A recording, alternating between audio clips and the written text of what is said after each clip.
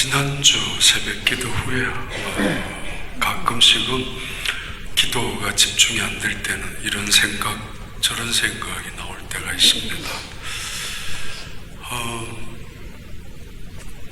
그때 문득 생각나는 게 있는데, 미국에 처음 왔을 때, 휴스턴에 처음 내려왔을 때, 휴스턴에는 어떤 교회에서 목회자들 세미나를 꽤 자주 했습니다. 그때 참석했을 때 지금은 은퇴하신 동부에 계신 목사님께서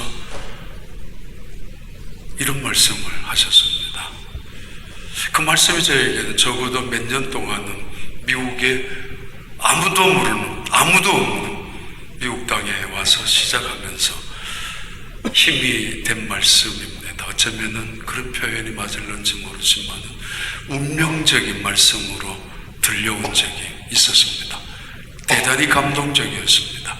그 이유는 미국에 오기 전에 김포공항에서 저 시골에서 몇몇 사람들과 함께 봉고버스를 타고 제가 미국 간다고 공항에서 마중하러 환송하러 오셨던 우리 담임 목사님께서 기도하실 때 했던 말씀과 동일한 말씀이었습니다.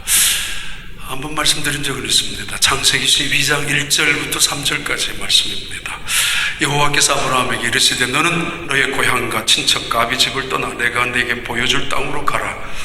내가 너로 큰 민족을 이루고 내게 복을 주고 내 이름을 창대하게 하리니 너는 복이 될지라.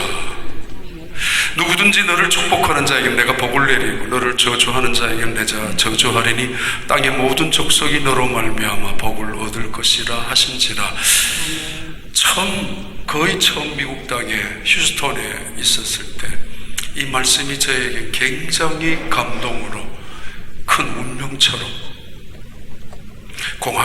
서울의 김포공항에 떠날 때는 좀 주변 사람들 다 보는 것 같고 둥글게 서가지고 손잡고 우리 함께 이제 떠나가면 언제 다시 만나리 그 찬양하면서 마지막 목사님 기도하시는데 저는 빨리 안으로 들어가고 싶었는데 별로 신경을 못 쓰고 있었습니다만은 그래도 그때 목사님께서 하신 말씀이 아브라함에게 주셨던 하나님의 말씀이었습니다.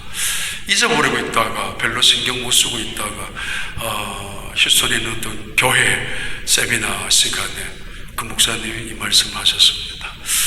내가 너의 도움이 될 것이다 라는 약속입니다. 내가 너와 함께 하시겠다는 약속입니다. 내가 너를 지킬 것이고 내가 너를 인도할 것이고 내가 너를 건질 것이고 내가 항상 너를 떠나지 아니할 것이라는 하나님의 약속이었습니다. 물론 이 말씀은 오래전부터 이미 성경에 기록된 말씀이고 또 읽어본 적이 들어본 적이 있었던 말씀입니다. 이 말씀은 동시에 이런 의미입니다.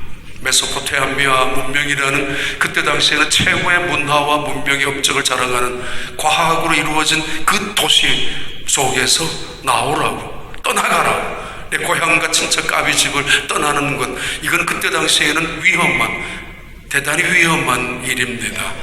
친척들과 고향 가까이 있어야 안전을 보장받을 수 있기 때문입니다. 그들의 희망과 그들에게 있는 미래는 그들이 함께 있는 동족 그리고 본토이었습니다. 근데 하나님이 아브라함을 떠나라고 말씀하십니다. 이유는 내가 너의 미래를 책임지겠다는 하나님의 약속이기 때문입니다.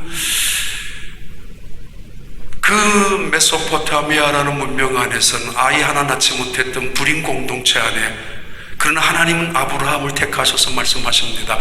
내가 너로 큰 민족을 이룰 것이라고. 25년 만에 아들 하나 낳고 100년 만에 70명의 자손들을 가지고 데리고 애국으로 건너갔다가 400년이 지나서 200만 명이 되고 그리고 400년이 지나서 500만 명으로 늘어나는 이스라엘 민족들, 그 민족을 하나님께서는 한 사람 아브라함을 보시고 미래를 1년의 미래를 10년의 미래가 아니라 수백 년 이상의, 아니 어쩌면 수천 년 이상의 미래를 바라보시면서 약속하신 하나님의 약속입니다. 내가 너로 큰 민족을 이루게 될 것이라고. 그리고 너로 너의 이름을 창대케 하리니 너가 복이 될지라고. 온 세상의 사람들, 이 이스라엘이라는 민족을 압니다.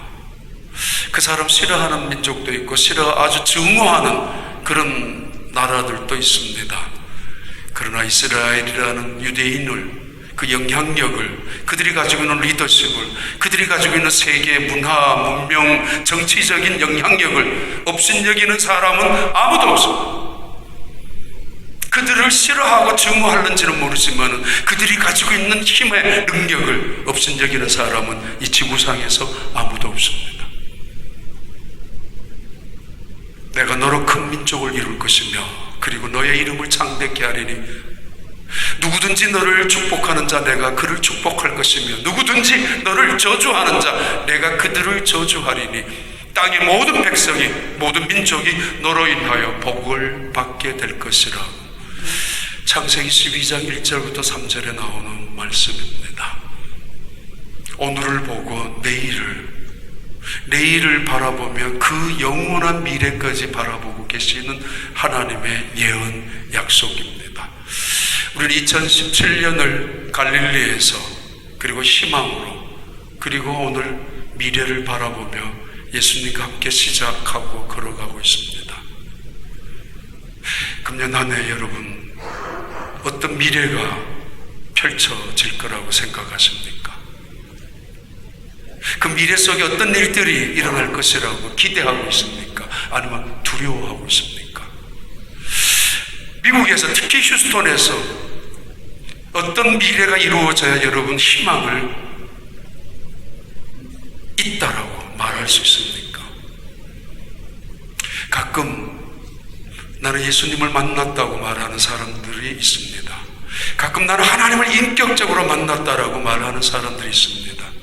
그게 무슨 뜻인지 아십니까?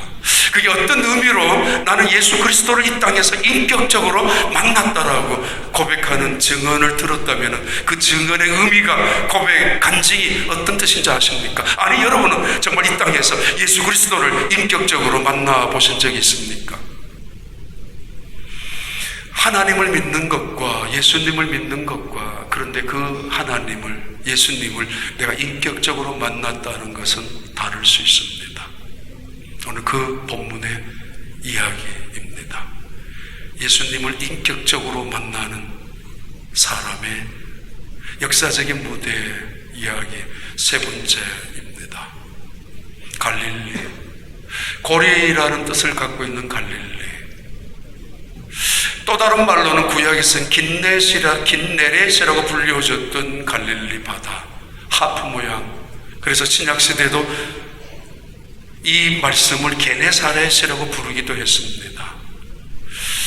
하프 모양의 호수 혹은 하프 모양 같은 달콤한 그런 음악의 단맛처럼 풍성한 열매가 맺어지는 나무들이 울창하게 있는 그 자리 갈릴리.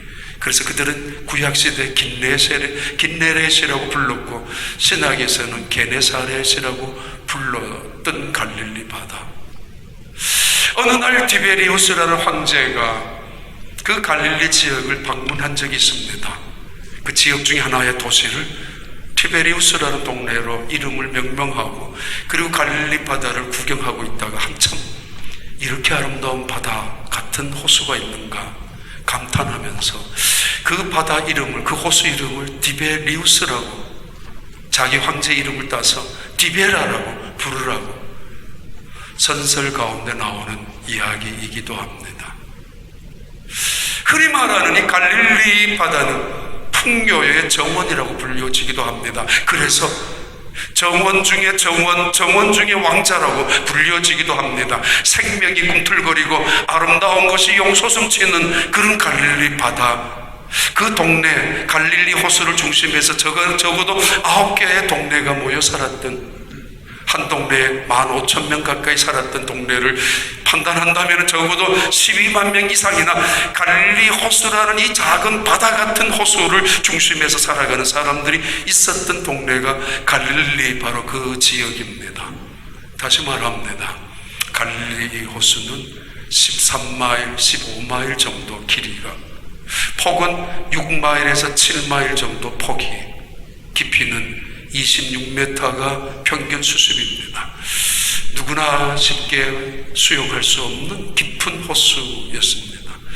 그런데 이상한 것은 그들이 희망이어야 하고 그래 그들의 미래가 되어야 될 이 갈릴리 바다에 모여 사는 사람들은 불쌍한 사람들이었고 소외된 사람들이었고 연약한 사람들이었고 희망이 없이 절망 속에 살아가는 사람들이었고 백 하나 없는 힘 하나 없는 가장 연약한 채 살아가는 그런 사람들, 내일에 대한 꿈을 갖지 못한 채 로또나 대박이나 행제를 꿈꿀 수밖에 없는 그런 사람들이 모여 살고 있는 곳이기도 합니다. 방금 어제까지만 하더라도 해당에서 설교를 하고 계셨던 예수님은 너무 많은 군중들이 운집해서인지 회당을 떠나서 바닷가로 나오셨습니다. 앞으로 그 해당에 있는 사람들이 예수님을 시기하고 질투해서 예수님을 외면하고 또 배척하고, 그래서 결국은 그 해당에 준비된 강대상에서 설교를 하지 못하시는 예수님은 바닷가에서 배를 띄우고 오늘처럼 산에서 나무를 붙잡고 광야에서 바위 위에 서서 말씀을 선포하셨습니다. 400년 만에 듣는 하나님의 말씀, 지금까지 400년 동안 들어보지 못했던 하나님의 말씀을, 하나님의 음성을 하늘에 계신 하나님께서 직접 내려오셔서 직강을, 자기가 말씀하셨던 그 말씀을 직접 강의하시는데 그 말씀을 눈여겨보지 않고 그 말씀 속에 생명의 말씀 앞에서 어찌 어줍지 않게 들을 사람이 있겠습니까? 그래서 그들은 새벽부터 모여들기 시작했었고, 모여든 군중들은 점점 그를 에워싸기 시작해서 결국 예수님께서는 배를 타서 바다 모퉁이에서 설교를 하셔야 했습니다. 주인의 양해도 받지 아니하고 그 배의 주인은 시몬이었습니다. 그 시몬은 바로 며칠 전에 그 장모님이 아파서 예수님이 그 장모님 집에 들어가서 병을 고쳐준 적이 있기도 합니다. 중동의 신세를 반드시 갚아야 하는, 염치를 아는 그런 문화 때문이었는지 모르지만은 그래도 아무 소리 안 하고 배를 빌려줬던 이 시몬, 설교가 마칠 때에 예수님은 뜬금없이 시몬을 향하여 말씀합니다. 깊은 곳에 그물을 내리라고. 역사적인 무대에 하나님과 인간의 만남의 시작입니다. 첫 번째 만남, 내가 예수님을 인격적으로 만났다, 하나님을 인격적으로 만났다라는 그 의미의 첫 출발점이 바로 이 말씀 앞에서 시작됩니다. 깊은 곳에 가서 그물을 내리라고. 따져보면 무슨 비상한 말이나 천둥을 치는 우레 같은 소리나 벼락 같은 소리로 들려온 말씀도 아닙니다. 따져보면 이 말씀은 비상식적인 말씀도 아닙니다. 누구나 할 수 있는 말입니다. 그리고 때에 따라서, 시간에 따라서 얼마든지 할 수 있는 말이고 들을 수 있는 말씀입니다. 무슨 충격적인 대단한 하늘의 음성이 나타나는 말씀이 아니었습니다. 비상한 천사를 통하여 들려주는 말씀이 아닙니다. 언제나 들을 수 있는 하나님의 말씀, 언제나 듣고 있는 하나님의 말씀, 누구나 할 수 있는 하나님의 말씀이지만은 그날 예수님이 던져주시는 말씀은 이 시몬에게는 굉장히 거부할 수 없는 무게를 가지고 들려온 것만은 사실입니다. 어찌됐든 간에 이 말씀 앞에서 이 시몬은 거부했어야 했었습니다. 왜냐하면 그는 그의 전문성을 무기 삼아서 따질 수 있었고, 그는 방금 밤새도록 수고를 했던 사람 입장에서 그의 경험을 방패 삼아서 이거는 있을 수 없는 일이라고 따질 수도 있었지만은 그는 어찌됐든, 이유에 어찌됐든 순종하기로 작정합니다. 예수님은 그를 눈여겨보셨을 것입니다. 수천 명이, 어쩌면 그 이상이 되는 사람들이 모여서 정말 한치의 잘못도 없이 주님의 말씀을 경청하고 있는 그 순간에 그물을 씻고 딴전을 피우고 있는, 관심 없다는 뜻이 있는 그 사람에게 역사는 초점을 갖고 있고 이 무대는 거기에 클로즈업을 시키고 있습니다.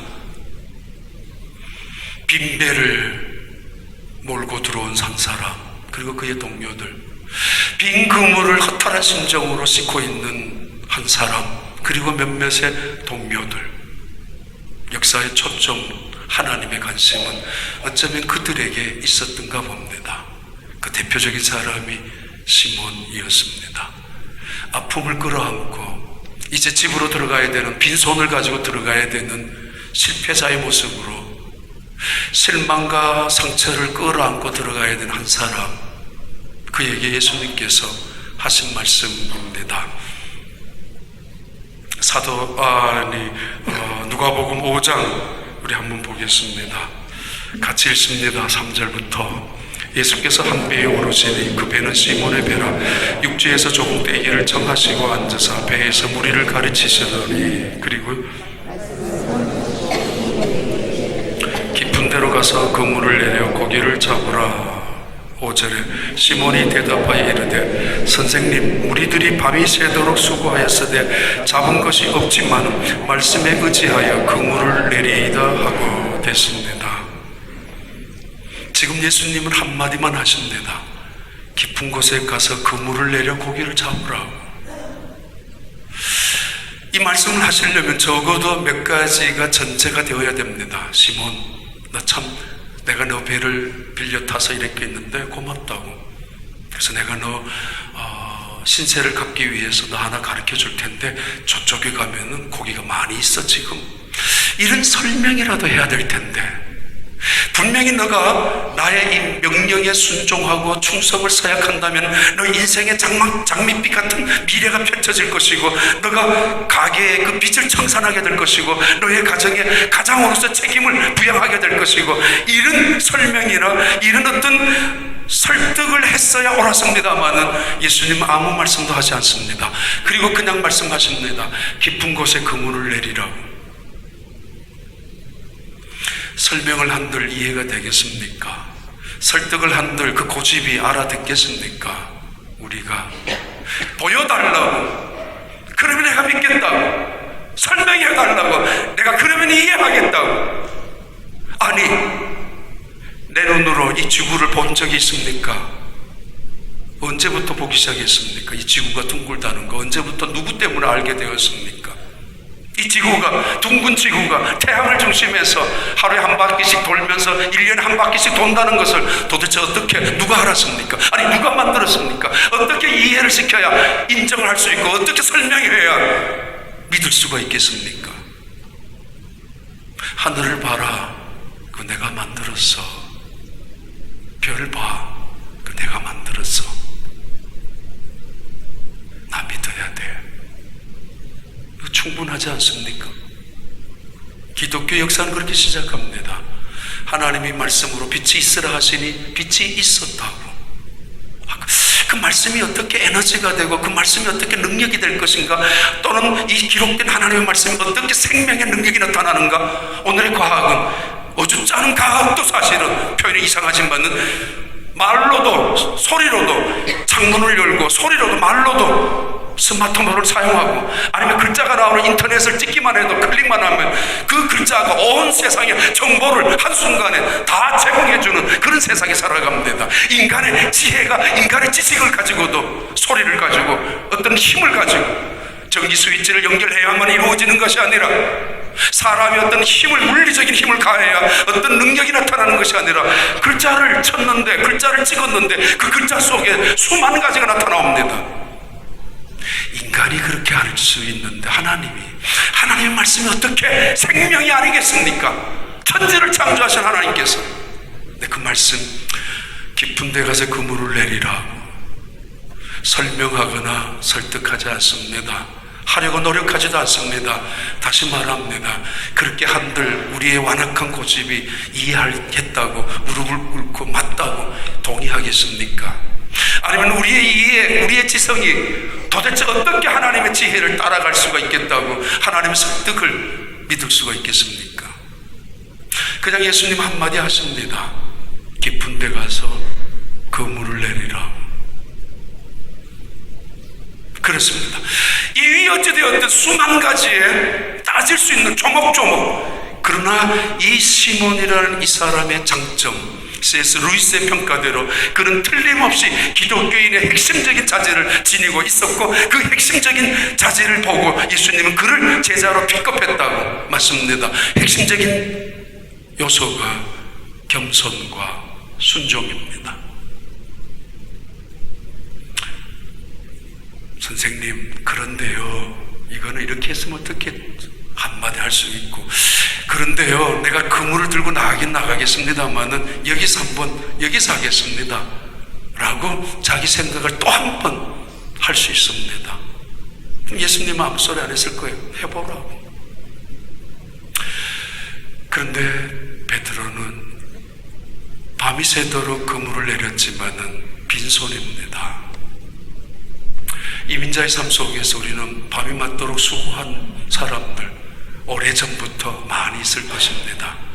그로소리 1년 내내 딱 하루 안에 이틀밖에 쉬지 못하고 가게 문을 여는 사람들, 세탁소에 수없이 많은 하루에도 저녁까지 이 뜨거운 휴스톤에서 땀을 뻘뻘 흘리고, 또는 재봉틀 앞에서 끊임없이 그 눈 다 나빠지면서, 어떤 사람들, 처음에 온 사람들 청소를 밤새도록 하면서 낮에 그냥 잠을 자고, 대부분 처음에 오신 분들. 근데 나중에 손에 잡은 것이 있는 줄 알았는데 어떤 사람들은 빈손에 있는 사람들.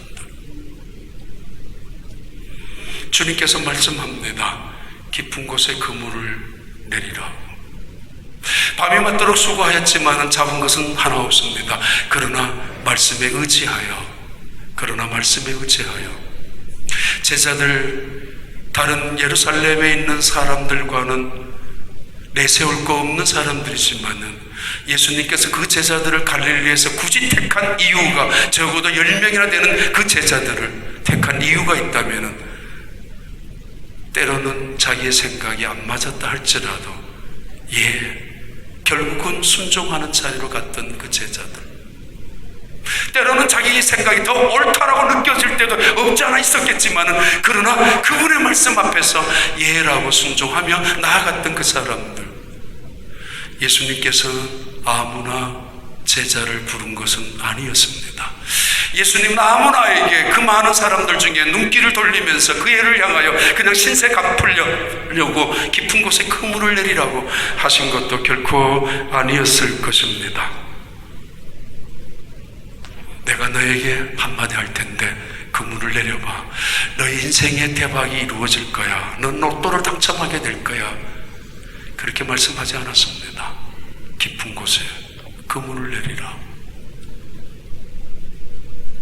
새로운 2017년 한 해, 그 말씀 앞에 내 뜻이 좀 안 맞는다 할지라도, 내 기분이 상한다 할지라도, 설마 이거는 아니라고 여겨질 때에도 너무 얕은 물가에서 내 생각만 움켜잡고 살지 마시고 깊은 곳에 그물을 내릴 수 있는 여러분의 믿음이 되시기를 진심으로 축복합니다. 그 자리에 두 번째 만남으로 올려갑니다. 그런데 그물을 내렸습니다. 결국 수많은 물고기를 잡았습니다. 이때 두 번째 만남이, 정말 인격적인 만남이, 거룩한 만남이 이루어지기 시작합니다. 많은 물고기를 잡고 나서 이 베드로, 이 시몬은 예수님의 발날에 무릎을 꿇습니다. 그리고 이렇게 말합니다.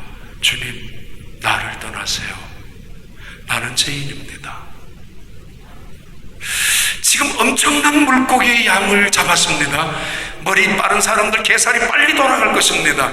이 물질적인 풍요 부유함 속에서 순간적으로 이건 충분히 이 정도면 빚을 청산하고도 남을 것이고, 가정에 가가지고 책임 있는 가장으로서 역할을 다 할 수 있다고 한 번쯤은 뻑일 수도 있을 것이고, 아니면 이거 저장해 놓았다가 자기의 자산으로 삼을 수도 있었을 텐데, 그는 부유한 물질을 줄 수 있는 그 물질 앞에서 계산하지 않습니다.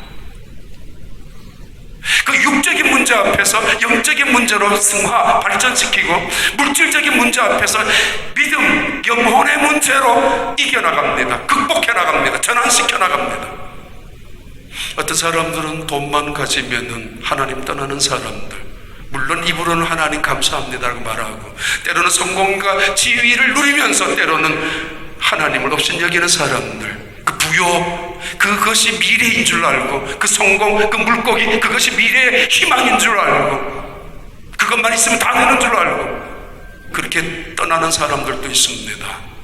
때로는 물질 잃어버리고 사람 잃어버리고 하나님도 떠나는 사람, 건강 잃어버리고 또 하나님마저도 떠나가 버리는 사람들 있지만, 그러나 이 시몬이라는 이 사람은 물질적인 문제 앞에서, 육적인 문제 앞에서 영적인 문제로 승화, 전환, 변화시킵니다. 이것을 인격적인 만남이라고 합니다. 이 물질의 가치관, 물질의 소중함, 그러나 이것보다 더 귀중한, 이것보다 더 소중한 것이 있음을 발견하면서 주님 앞에 내가 죄인이더라고 고백합니다. 이 땅의 문제 앞에서, 잘 먹고 잘 사는 문제 앞에서, 이 땅의 인간적인 가치와 판단의 세상적인 기준 앞에서 그는 신적인 문제로 발전시켜 나갑니다. 하늘의 문제로, 영원한 영생의 문제로 그 문제를 승화시켜 나가고 있습니다. 그것이 인격적인 만남의 두 번째 단계입니다. 찾아오신 예수님의 말씀에 겸손히 순종하고, 아니 얻어진 그 물질 앞에서 그 물질에 연연하며 그 물질이 얼마나 대단한지, 그 물질이 얼마나 크고 굉장한 것인지를 따지지 아니하고 그것에 계산하지 아니하고 자기를 돌아봅니다. 내가 누구인지 말입니다.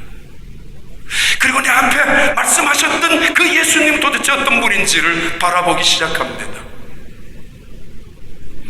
밤이 맞도록 수고하는 인생을 살아가는 이 민자의 삶을 살아갑니다. 솔직히 그렇게 살아가야만 합니다. 이 제자들 게으른 것이 있었다면 이 기회를 놓쳐버리고 말았을 것입니다. 그리고 모험을 두려워했다면 이 엄청난 거룩한 만남을 놓쳐버리고 말았을 것입니다. 다 그물을 씻고 있는 중에 다시 일어선다는 것은 다시 노력을 해야 된다는 것이고, 이제 끝이라고 이미 경험이 있었는데도 불구하고 다시 그 말씀 앞에 나아간다는 것은 그들이 다시 한번 모험을, 설마 혹시나 하는 생각만이 아니라 모험을 어느 정도는 걸었다는 이야기이기도 합니다. 예수님 앞에 말입니다.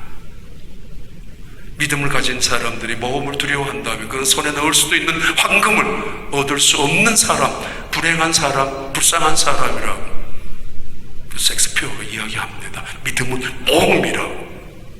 자, 그런 면에서 이 시몬은 게을러 터져서 앉아있는 사람이 아니라 다시 일어서는 줄 알았었고, 그리고 모험을 한번 해보는 사람이었고, 물론 이것을 통해서 당신의 어리석음과 무모함과 얼마나 미련한 것을 내가 한번 보여주겠다라는 오기도 있었겠지만은, 그러나 시작하고 깊은 곳에 가서 그물을 내렸다는 자체는 대단한 사람임에 틀림없습니다. 결국은 그것을 잡았습니다. 잡은 결과 이건 내 덕이야, 이건 내 노력이야. 은근히 슬쩍이 자기 이름을 올려놓고 자기 얼굴을 사진에 박아놓고 은근히 그래도 이거는 내 덕이야 라고 자기 가족들에게, 주변 사람들에게 떠벌릴 수도 있었던 순간이지만 그는 이 자리에서 놓치지 않습니다. 나는 죄인이라고. 주변에 베드로만 있는 것이 아니라 안드레, 야고보, 요한, 그의 동료들이, 아니 수천 명의 수많은 군중들이 그를 지금 애워싸고 있습니다. 자존심이 뭐가 됩니까? 체면이 뭐가 돼요? 이 시몬이 나는 죄인입니다, 나를 떠나달라고 할 때 이 순간에, 무릎을 꿇고 있는 이 순간에, 이 미래는, 이 베드로는 엄청난 나쁜 사람으로 매도될 것이고 앞으로 그 동네에서는 형편없는 인간으로, 숨겨진 무슨 죄악이 많이 있는 사람으로 오해받을 수도 있을 것입니다. 그러나 그는 이 절대적인 순간 앞에, 기회 앞에서 자존심 따위로 자기 죄를 고백할 수 있는 순간을 놓치지 아니하고, 체면 그것 때문에 무릎을 꿇어야 될 순간을 결코 포기하지 않았습니다. 주님, 용어도 바뀝니다. 주님, 주인 선생님이라는 단어에서 무릎을 꿇면서 My Lord, My Curious, 당신은 나의 주님이십니다, 주인입니다. 그리고 무릎을 꿇고 나는 죄인입니다. 이 인격적인 만남의 절정입니다. 내 생각, 내 가치관이 무너지고, 내 경험, 내 지식이 허물어지고 포기하고, 내 자존심, 체면을 다 내려놓고 한순간에 그 말씀 한마디에 완전히 물거품처럼 없어지고 난 다음 주님을 바라보고 있지 않습니까? 얻어진 물질 앞에서 주님을 놓치지 아니하고, 주어진 기회 앞에서 변명하지 아니하고 무릎을 꿇고 있습니다. 나는 죄인이라고 고백합니다. 내가 얼마나 연약한 인간인지. 바로 어제 토요일 날 새벽기도 후에 떠올랐던 또 하나의 이야기가 있습니다. 아주 어렸을 때 국민학교 다녔을 쯤 우리 고향에는 교회들이 4개가 있었는데 부흥회를 하면은 여기저기 다 다닙니다. 4교회가 같이 하기 때문에 제 기억에 물론 우리 어머니 따라 다녔지만은 어느 부흥사 목사님이 이런 설교를 예하를 하셨습니다. 그 예하가 생각이 났습니다. 겨울 어느 새벽기도 시간에 한 집사님께서 새벽기도를 하기 위하여 교회 마룻바닥에 누워 엎드려서 기도하는 중에 갑자기 눈을 떠서 보니까 앞에 그 방석 자부동 그 밑에 돈 5,000원이 깔려있는 걸 보았습니다. 얼른 이 집사님이 본능적으로 방석 앞으로 엎드려서 가서 5,000원을 얼른 자기 가방에 넣었습니다. 그리고는 하나님 감사합니다. 그날 아침 콩나물도 사야 되고 두부도 사야 되고 그러면 그 식탁이 얼마나 좋은 식탁이 가족들이 먹을 수 있을 거라고 새벽기도 나오니까 하나님 이렇게 축복하시는구나 라고 생각을 하고 가방에 지어버 넣었었다는 것입니다. 정확한 건 아니지만 대충 그런 이야기입니다. 그런데 예배가 시작되고 목사님이 설교를 하니까 마음이 자꾸 흔들립니다. 그리고는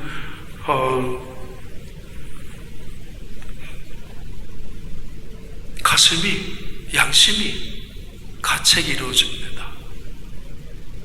내가 단돈 5,000원에 내 양심을 팔고 있다니, 아니 단돈 5,000원에 하나님의 은혜를 내가 잘못 오해하고 있다니, 말씀이 설교를 끝나기도 전에 그냥 울음이 터져서 통곡을 했었는데 물론 한 10대 명, 20명 정도 남짓 새벽기도 모였던 사람들이 예배 시간 전에 통곡을 하고 가슴을 찢고 있는 한 여자 집사님의 이야기를 듣고 큰일 난 줄 알고 무슨 일이냐고 모여들었습니다. 예배는 그냥 간신히 빨리 마치고 이야기를 했습니다. 죄송합니다만 그 부흥 목사님이 그 기억은 납니다. 내가 죽일 년이야, 내가 더러운 년이야, 내가 죽일 년이야, 내가 더러운 년이야. 단돈 5,000원 때문에 내 양심을 팔아먹고 단돈 5,000원 때문에 하나님 앞에서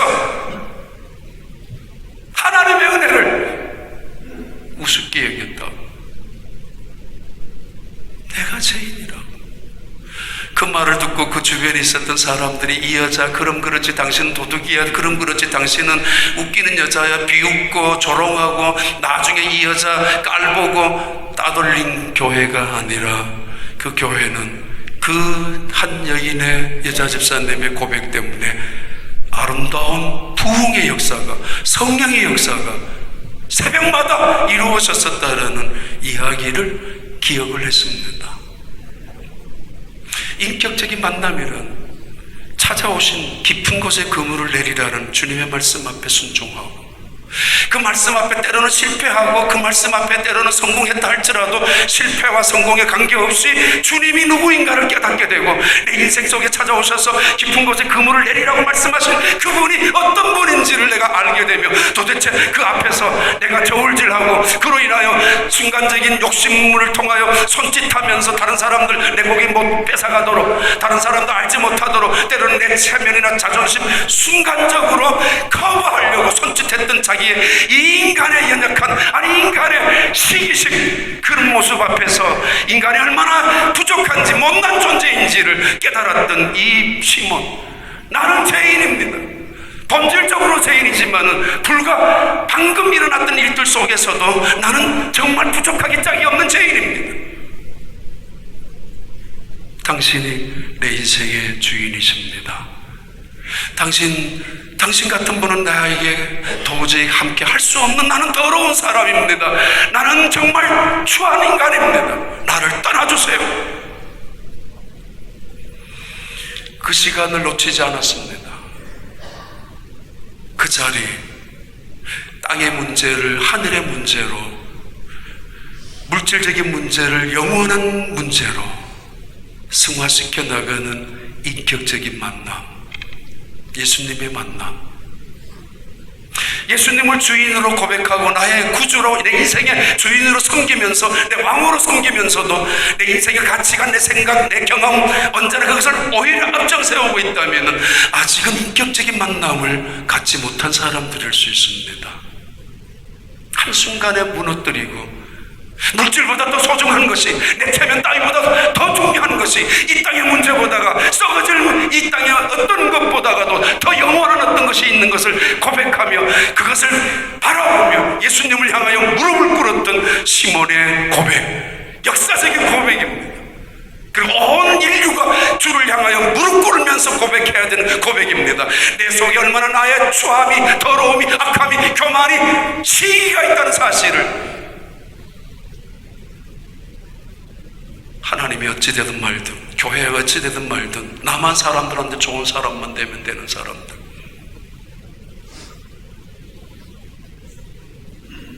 내 속에 있는 나의 재성을 발견하며 감히 깊은 곳에 그물을 내리라고 하셨던 그 예수님 앞에 어찌 무릎을 꿇지 않을 수가 있겠습니까?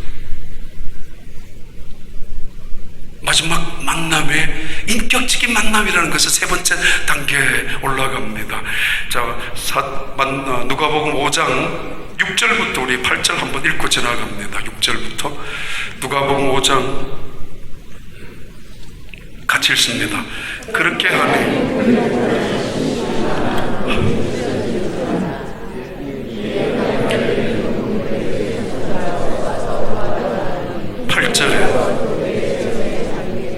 8절 함께 진짜 고백합니다. 시몬 베드로가 이를 보고 예수의 무릎 아래 엎드려 이르되 주여 나를 떠나소서 나는 죄인으로소이다 하니. 어떤 사람은 예배를 드리면서도 세상을 생각하고 거룩한 것을 바라보면서 속된 것을 생각하고 영적인 것을 바라보면서 육적인 것을 계산하고 아주 신령한 것을 생각하면서도 그 앞에 두고도 물질적인 계산을 하고 있는 사람들이 있지만은 베드로는 속된 것 앞에서도 거룩한 것을 바라보고 예수님 앞에 나는 죄인이다라고 고백했습니다. 그리고는 결론이 이렇게 이어집니다. 같이 읽습니다. 누가복음 5장 10절에서 11절. 세베대의 아들로서 시몬의 동업자인 야고보와 요한도 놀랐습니다. 예수께서 시몬에게 이르시되 무서워하지 말라. 이제후로는 내가 사람을 취하리라 하시니. 11절. 그들이 배를 육지에 대고 모든 것을 버려두고 예수를 따르니라. 만남의 세 번째, 인격적인 만남의 궁극적인 결론입니다. 나를 떠나세요. 나는 죄인입니다. 라고 하고 있는 시몬을 향하여 예수님이 이렇게 말씀합니다. 두려워하지 마라. 무서워하지 마라. Do not afraid. 두려워하지 마라. 물고기가 그만큼 양쪽 배에 가득히 잡혀서 배가 잠길 만큼 잡힌 것을 보고 모두가 놀랐습니다. 깜짝 놀랐습니다. 그리고 놀라운 두려움으로 변했습니다. 그 두려움이란 신의 임재 앞에서 무릎을 꿇은 두려움입니다. 세상에 무서울 곳이 없는 사람, 사람들은 무서워하면서 하나님은 안 무서워하는 사람, 말도 되지 않는 사람, 눈에 보이는 사람들은 무서워하고 비유는 맞춰주면서 눈에 보이지 않는 하나님은 우습게 여기는 사람들, 그들을 인격적인 만남을 통하여 하나님을 만난 사람이라고 결코 할 수 없을 것입니다. 그런데 봐요, 지금 두려움에 무서움에 떨고 있는 모든 사람들을 향하여, 그리고 베드로를 향하여 말씀합니다. 두려워하지 마라. 무서워하지 마라. 이것은 첫 번째 그에 대한 용서와 사죄에 대한 선언입니다. 나는 죄인입니다 라고 고백했던 그를 향하는 용서의 선언, 사죄의 선언입니다. 그리고 동시에 내가 앞으로도 너와 함께 할 것이라는 하나님의 약속입니다. 그리고 그의 미래를 내가 책임지겠다라는 예수 그리스도의 비전과 꿈의 증언입니다. 내가 너로 사람 낚는 어부가 되게 하리라. 강아지 돼지, 짐승들 보면은 먹는 것에 만족합니다. 먹고 자고 그거 외에는 없습니다. 그리고 평생 하는 일이 주인 기쁘게 하는 일밖에 없습니다. 그냥 그렇게 살아가는 것이 짐승들입니다. 근데 우리 인간이 무엇을 먹을까, 무엇을 입을까, 얼마나 큰 것을 가지고 좋은 차를 타고 얼마나 좋은 집에서 사느냐, 이것이 궁극적인 인간의 목적이고 인간의 성공의 판단의 기준이고, 이것이 온 세상의 가치의 척도라면은 인간은 짐승과 뭐가 다를 게 있어요? 내가 얼마나 돈을 많이 벌었냐, 그것이 중요한 세상이라면, 내가 얼마나 굉장한 지위에 올라갔느냐, 그래서 그것을 간증하고 그것을 사람들에게 뻐기고 살아간다면, 그것이 솔직히 말하면 다른 동물의 세계 속에서 살아가는 그들과 뭐가 다를 수 있습니까? 인격적인 만남이란 내 가치관이 무너질 뿐만 아니라 이제 내가 무엇을 위하여 살아야 될 것인가라는 새로운 단계로 올라서는 것을 의미합니다. 돈을 벌어야 합니다. 왜 벌어야 하는지, 무엇을 위하여 써야 하는지, 내가 건강해야 합니다. 이 건강을 도대체 어떻게, 무엇을 위하여 쓰임 받아야 하는지, 내 평생 60년, 70년, 80년을 살아왔어요. 무엇 때문에, 도대체 어떻게 살아왔어요? 누구를 위하여 살아왔어요? 평생 제 입속에 들어가는 것만 먹고 살다가, 제 몸뚱아리 걸치는 것만 입고 살다가, 그래서 평생을 마쳤다면 그것이 어찌 예수님을 만난 사람들, 예수님을 믿는 사람들, 아니 인격적인 예수님과 함께 만난 경험이 있는 사람이라고 말할 수가 있겠습니까? 두려워하지 마라, 무서워하지 마. 내가 이제 너를 향하는 새로운 꿈을, 계획을, 너의 미래를 갖고 있는데 내가 준비하고 있어.